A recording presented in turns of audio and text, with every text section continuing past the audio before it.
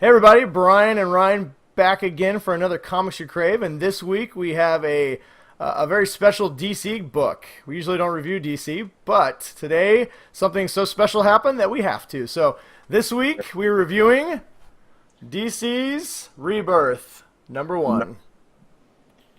And this is not your average comic book. This is a full-on giant mega book of awesome. Yeah. So 80 pages. It is DC's Rebirth #1. It was written by Geoff Johns, and the art by Gary Frank, Phil Jimenez, Ethan Van Sciver. So basically, the short description that from DC is that the future and the past of the DC universe is going to be starting right here, and yeah, there's some pretty interesting stuff going on here. It's essentially it kind of starts off with Alan, Wally, yes, Wally West, and I'll have to say from the start that I'm so used to the Flash TV show that when Wally West was this white guy at the very beginning, I was like, hey, that's not Wally West. Why is he white? And then I was figuring, oh yeah, that's just because of the TV show. They changed that part. But to be fair, that TV show character is actually based on the New 52 version of Wally West. So that's the way he is in the New 52 version. And before Ryan dives too much in the comic book, basically what DC Rebirth is DC's well known, and Marvel does the same thing for kind of relaunching their comic book series every now and then. Back in 2011, they used a Flash storyline called Flashpoint to launch the New 52. Basically, in that storyline, Barry Allen decided to go back in the past. So if you haven't read this, obviously it's a little spoilerish, but Barry Allen decided to go back in the past and save his mother, and when it did, it created a flashpoint that altered the entire timeline. And when he came back to the future, everything had changed, and with the help of the new Batman, Thomas Wayne, and a few other people, he was able to kind of fix the timeline. But when he went back, when the timeline fixed, it wasn't the same DC universe that we all knew. It was kind of this new rebooted. It was a lot of the same people, but there was alternate versions of people. They were younger. Some people, Lois Lane and Superman, were no longer together.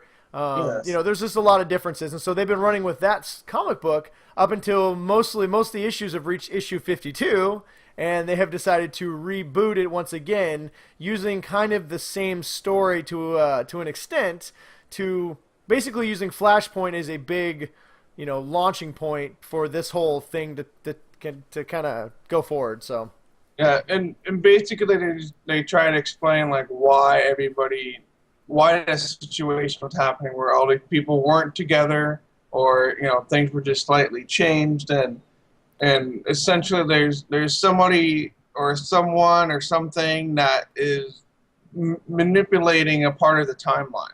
Well, yeah. Well, what you find out is what you're saying is Wally West is traveling. He's trapped in the Speed Force. So the original Wally West, so pre-Flashpoint, has been trapped in the timeline, or in the Speed Force, and he knows that the timeline's wrong. But he is revealing to us, the readers, that there's somebody manipulating, like you were saying, manipulating the events, and it wasn't just a reset. There's something that happened. So it shows him. I thought it was kind of cool. It shows him. It does a great job of explaining all these different characters. So it's a great starting point for anybody who's never read the comic book, because it really explains a lot of these characters in a way that feels organic to the story, without just a lot of just extra information of rehashing stories that you already know.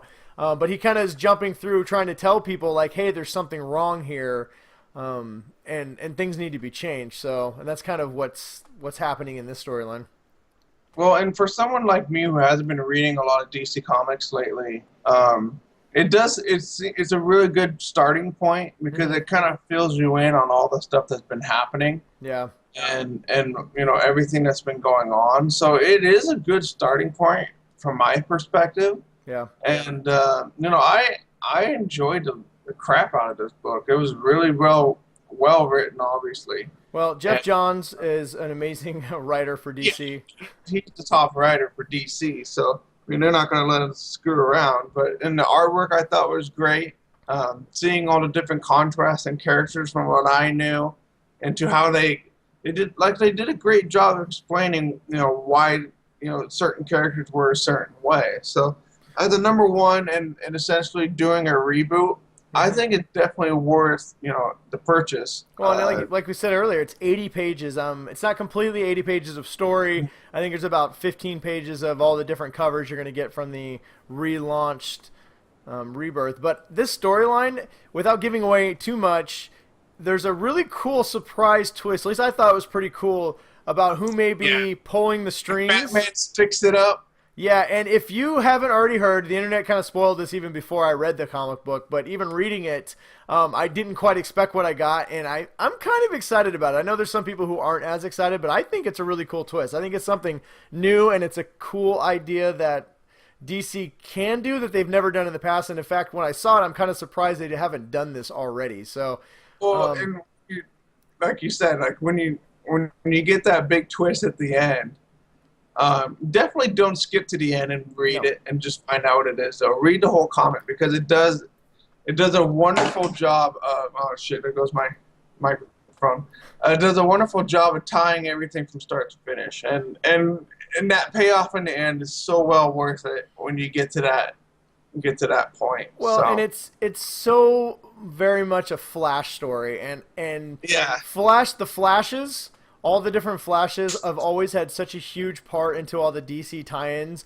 I'm really glad that they decided to use the Flash once again because, like we said, this is basically like a part 2 to Flashpoint. So I love how Flashpoint started with the Flash, and it looks like Rebirth is going to end with the Flash too. So I think it's a great consistency of storytelling, and personally this is one of the reasons why I love DC, because their stories are always so deep and rich, and they have great great start points, great finish points, and usually their stories are very complete and awesome. So I'm very I was not at all excited about the New 52 when I started reading them. I loved Flashpoint, but I was not a fan, I think I've said that many times on the show, of the New 52. But Rebirth has gotten my attention. And just from this comic alone, I'm going to start buying some DC comics again. It is, I never quite stopped, but I'm definitely going to be much more interested in this new universe that they're going to create. And I think this comic book, last little thing I want to touch on, I think this comic book did a really good job of kind of showing how they plan on integrating the old characters with the new characters as well. So they're not getting rid of all the New 52 characters, but they're also going to be bringing back a lot of the classics that we know and love into this kind of new universe. So I think it's going to be pretty cool.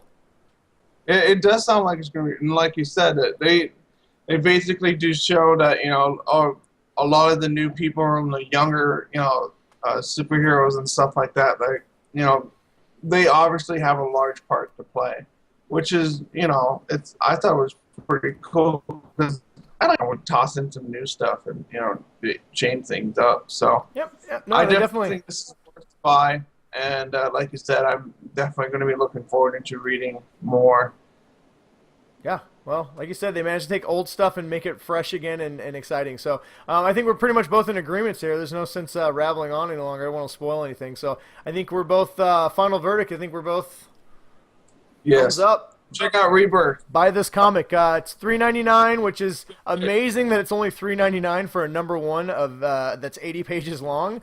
They definitely want you to read this, and we think you should. So $3.99, you can pick it up now. It's available on Comixology or at your local newsstand, or probably even Amazon if you want to order it there. But anyway, buy Rebirth. Do it. See ya.